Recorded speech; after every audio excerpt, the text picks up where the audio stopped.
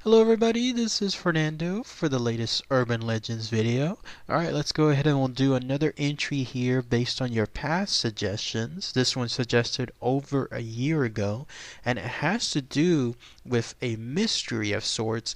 And when I was reading the information, it was quite fascinating because it reminded me of one of my more popular videos, the Dyatlov Pass Mystery. I've included the links below because those by far it seemed to be one of my most popular videos yet, spread out over 3 parts too because there's so much info. So if you haven't seen those, take a look. But this one is yet another very fascinating mystery. Has to do with the disappearance of several people, and to this day there is no 100% full proof in terms of what happened to them. All that remains is speculation, hence the name associated with this urban legend. Is called the Flannan Isles Lighthouse Mystery. Keyword being mystery, because again, nothing has been solved as of this. Even after 100 years, everything is still up in the air as to what happened with these people that were there. So quite fascinating stuff. I loved it too because it reminded me so much of one of my favorite movies, The Thing, the John Carpenter one, because when you read all this information I'm about to provide, you'll see how kind of similar it is, how in a remote area in the world a small number of people were there, strange circumstances happened, they disappeared, and then everyone else that discovers that area, they're left with nothing but speculation as to what occurred. So what was the Flannan Isles Lighthouse Mystery? Well, it has to do with this location. You're looking at it now. It's known as the Flannan Isles Lighthouse. It's a lighthouse that's located there in Scotland, very remote part of Scotland. In fact, it's in its own island of sorts. So if you ever happen to be there, it's not easy to get to. You'll see by this picture what I mean here, how it's pretty much just surrounded by all water everywhere, and then it's on top of a very large mound of some sort. So in order to get there, you absolutely have to travel by boat, and then you have to make the ascent up to the very top. This lighthouse, of course, was built to make sure that there's a guidance of sorts within those watery ways. So especially during times of mist, during times of night, with all those rocks, all those other formations surrounding the island being a huge danger in this case too, a lot of ships, this lighthouse was absolutely perfect to make sure that it was there as a guidance to anyone trying to board. It was built actually in 1899 too, so it's still there to this very day. I don't know if it's presumably it should still be in use, because old lighthouses even here in America are still in use as well. I mean, they work so well, why not? You know, that's the system works so perfect. But yes, that lighthouse is still there too this very day. It even had its own landing place for the ships. There was railroad tracks. You look at the picture here. That's how that lighthouse was allowed to have supplies come to it. Based on the information I was reading, it seemed like whoever was monitoring this lighthouse was done in groups. So because of its remote location, because of its I guess inability to have easy access to it, then you would have a crew that would be assigned to this lighthouse, and they would be assigned there for a certain time period. Then they would be relieved by someone else, and then they would get periodic shipments of supplies. I don't know how long the people were assigned to there, but it was taken with a very good sense of responsibility. Like whoever was assigned there as a group, like they took their position very seriously. There was even a division there called the Northern Lighthouse Board that commissioned this type of stuff, and then that way whenever whoever was assigned during that specific term, they would be there and they would have to chronicle logs, very specific logs, and it's important. This is important because I'll highlight that in a few minutes. And then also, of course, take care of all the lighthouse duties. And then whenever it came time to be relieved, then they would have someone else come in, or they would have the periodic shipments that I mentioned earlier. In other words, it was a professional lighthouse. It wasn't anything in terms of just pure happen chance, someone being on there and then using it and then, oh, okay, I'm out, I'm gonna go leave leave now. No, it had to be absolutely monitored 24 hours a day, all the days of the year, because of its importance to all the ships passing by that location. Now, with all that being said, here's how the mystery came about. Well, actually, a quick little brief item before that.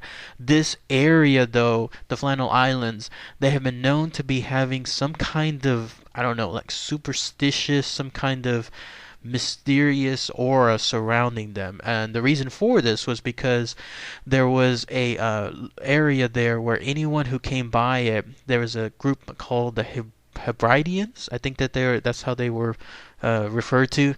They saw this place as having a huge amount of superstition, so much so that whenever they brought their sheep to some of the nearby islands to graze, they themselves believed that it was considered bad luck to spend any night there. And then also, anytime they were there, they paid great respect to the islands by removing their top hat, like as a form of respect. And then also, it seems like if they had any coats, any type of upper clothing, then they would remove it too. And they would always face in a sunwise direction anytime they arrived there. I don't know exactly how facing in a sunwise direction would, I guess, pay respect to the islands, but maybe they were trying to avoid looking at the islands out of respect. Who knows? But the key thing was, ever since the 7th century or so, long time ago, then this island had a superstitious aura surrounding it. That being said, once the lighthouse was constructed in the 1890s, shortly after that, that's when the mystery happened. You have to go to December 15th, 1900. That is a very specific date. That's when a crew of a passing ship by the name of the Fairwind noticed that there was no guiding light from this lighthouse. And so obviously it was something quite surprising, because there they were coming across that location. They were trying to see that familiar light. By then it was there and ready to use, and so they were trying to say, where this light was, so that way it could help protect them and see where they were going, but they did not see it. Then another boat of some sort, a steamer made the Archer, I think that's how you say that name, also reported that the light was not operating around that time period. Finally, there was yet another ship called the Hesperus. This was considered the relief ship. Remember, I was mentioning earlier how there was always going to be a specific time period when it came to the crew, and so there was always going to be someone coming about to relieve them with a new crew, and then maybe some supplies too. They were now made aware of the fact that nobody was reporting a guiding, like nobody saw the lights from the lighthouse itself. So they were made aware of this and the mystery surrounding it, and now that they were going to come across the lighthouse to relieve it, they were going to be the first ones to try to gauge and see what had happened. And this was with such anticipation that when the gentleman that was there on that ship, a guy by the name of Joseph Moore, he himself was very, I guess, distraught at the notion that yes, whatever happened in the lighthouse, whatever mystery it was as to why there was no light turned on, it was going to be up to him and his crew to try to find out. So he was actually very anxious and very distraught at this fact too. So lo and behold, they came across the lighthouse, and as not like in other words, in anticipation, there was no welcoming committee, nobody there in terms of these three men, because there were three men that were docked within that lighthouse for that duty. Nobody there in terms of anybody meeting them, because normally when that happens, there's either the men outside waiting to greet them, or they have the boxes ready to be restocked when it came to the supplies, or there's a flag that isn't up on the flagstaff to anticipate and showcase that yes, that's like the telltale marker that yes, they're ready to be relieved, something along those lines. Instead, everyone docked and they came on board, and then they just were met with complete silence. Nothing in terms of the lighthouse showing any activity whatsoever, at least on the outside. Cut to the inside, and it was still the same. There was nobody around. There was not a single person of the three men that were there within all the areas of the lighthouse. As far as activity found within the lighthouse, they did find this. They found that it was as if the beds were tumbled, like I guess the covers were taken off, as if somebody had gotten up from the bed but hadn't had a chance to make the bed thereafter, either immediately or who knows how long afterward. And then also it seemed like there was washing up. I guess the closest thing there to, I guess, waking up in the morning and getting ready, like a shower, shaving, anything along those lines. They saw that there were telltale signs of that as well in certain areas.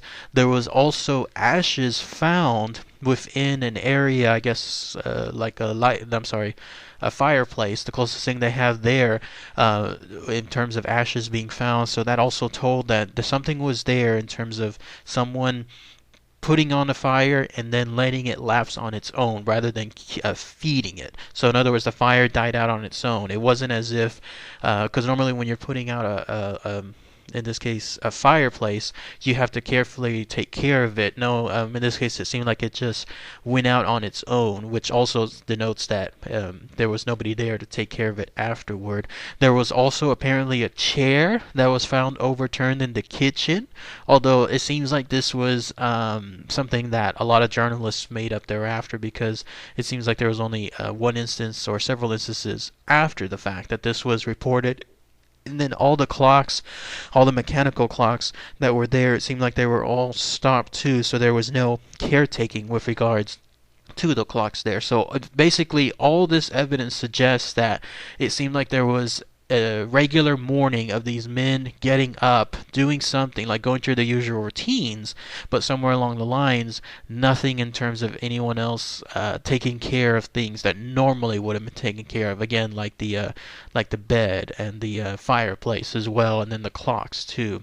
There was some evidence, although this is very, very loose. I mean, take this with extreme speculation, but apparently there was a logbook that was found, and the reason why I believe this is false, and this makes sense, reading some of the information tied to it, is because this logbook has, according, if you believe this, the entries, the last known entries of the three men. Like if there was someone, one of the men was a guy by the name of Thomas Marshall. He apparently recorded several dates in the logbook, December 12th, the 13th, 14th, and then the last one on the 15th. But the reason why a lot of people speculate that these entries are false, and that I believe they're false too, is because they're very sensationalistic. Like for example, December 12th, he's recording the entry as gale north by northwest, she lasts to fury, never seen such a storm, waves very high, tearing at lighthouse, everything shipshape. James Ducott, irritable, that was the other gentleman within the lighthouse, from the group of three. And then the same thing within that same day, he described more stuff, but another entry he said Donald MacArthur, who was the last gentleman of the three, crying. So it seems like it was very personable. This is type of stuff that you normally wouldn't put, according to information I read, in such logbooks. Logbooks are more professional when it comes to the world of lighthouse monitoring. It's very succinct, like it's stuff related to the duties, not in terms of the side of stating that so and so partner within the team is crying or so and so partner is irritable.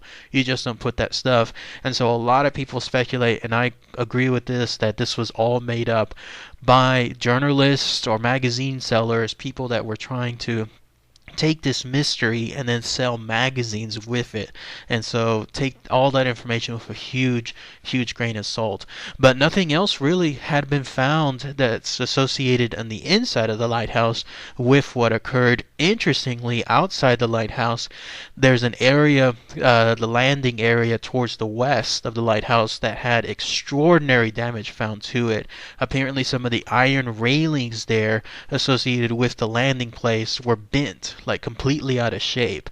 And even one of the pieces of that railway, the one that I showcased earlier in this video where they used it to take up supplies, was also completely wrenched out, in this case, of the concrete. That takes a lot of force. That has led speculation as to the fact that whatever occurred on the island also impacted that damage on the outside of the lighthouse, like towards the area again of the landing stage. So there's more evidence with regards to that part.